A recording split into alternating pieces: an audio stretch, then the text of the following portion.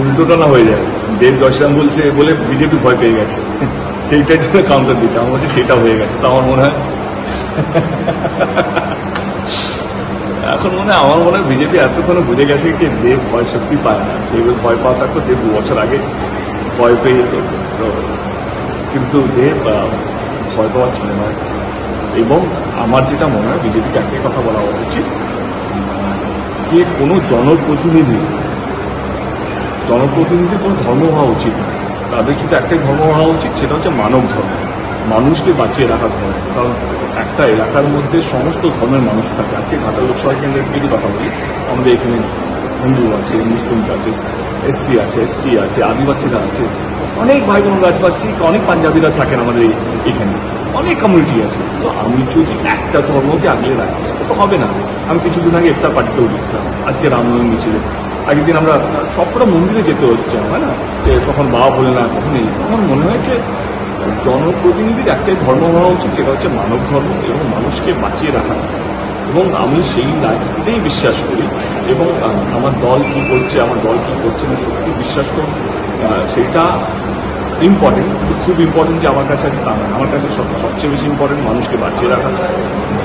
এবারে রাম ভক্তদের আপনার সেখানে যেত, অফকোর্স ওয়াই নট। মানে আমার মনে হয় যে আমি তো জনপ্রতিনিধি, আমি তো এখানকার প্রত্যেকটা মানুষের জনপ্রতিনিধি। কেউ আবদার করে তো আমি কেন আপনাকে মেটাবো না, যদি এটা আমার আমার আমার আমার কি বলবো আমার ইত্যাদির মধ্যে যদি। তবে হিরণ কটাক্ষ করছে যে দেব ইফতার পার্টিতে গেছিল ছেঁড়া প্যান্ট পরে, আজকে রামনবমীতে কি পোশাক পরে আসে দেখা যাক। আমার না খুব দুঃখ লাগছে, আমার খুব খারাপও লাগছে হিরণের জন্য। কারণ ওনার কাছে বলার মতন কিছুই নেই, বা বিজেপি দলের কাছে বলার মতন কিছুই নেই। কে কি করছে, কে মাছ খাচ্ছে কিনা, মাছ খাচ্ছে মানে হয় না কে, এইসব নিয়ে ওরা রাজনীতি শুরু করবে। তুমি নিশ্চয়ই বুঝতে পারছো আমি কি বলতে চাইছি। আর মনে হয় রাজনীতি হচ্ছে উন্নয়নের জন্য, কোন দল কাজ করবে, কোন দল কাজ করবে, এইটা নিয়ে রাজনীতি হওয়া উচিত। এবং আমি সত্যি হিরণ আগের দিন দেখা হয়েছিল ওর সাথে,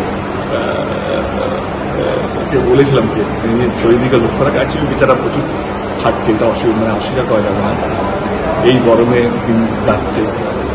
কিন্তু আমি কি করছি সেটাও যদি ওকে ভাবতে হয় তাহলে তো হয়েই গেছে। তাহলে নির্বাচনে আমার মনে হয় সেটা হচ্ছে বড় ইম্পর্টেন্ট।